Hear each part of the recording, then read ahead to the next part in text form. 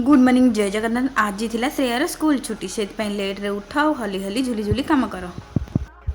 आज मोर आज सकाल सकाल गाधा पाधा सब सरी जाता ये माँ जी बस गरम पानी पिउलु कारण पेटा ना फांका हेल्ले उपमा पेटे बाड़ेबू ये उपमा को कफी ब्रेकफास्ट थिला।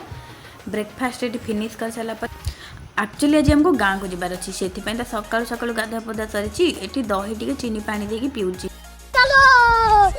जेहेतु काली पूजाटा अच्छी ये फलमूल किणाला तापर आला असल कामटा असल काम माने गुपचुप खिया। बाहर जिते जो गुपचुप खाओ गाँ पाखे मिलता गुपचुप्र मजा अलग। तापर ये श्रेया मु गुपचुप खाइलु तापर चलु घर को। ये गाँ पाखर शिव मंदिर बाहर बाहर टी बाबा दर्शन करदे तापर पहुँची गलु घरे। निज घरे पहुँचबार जो शांति हेटा कण आउ कौन अच्छी। तापर टिके रूम रे पहुँचिकी फ्रेश हो गली। आज डिनर किसी बना ही नतला बाहर दोसा आसला तो ताकू टिके एंजॉय करी खाला। वीडियो टी भल लगी लाइक शेयर सब्सक्राइब। जय जगन्नाथ।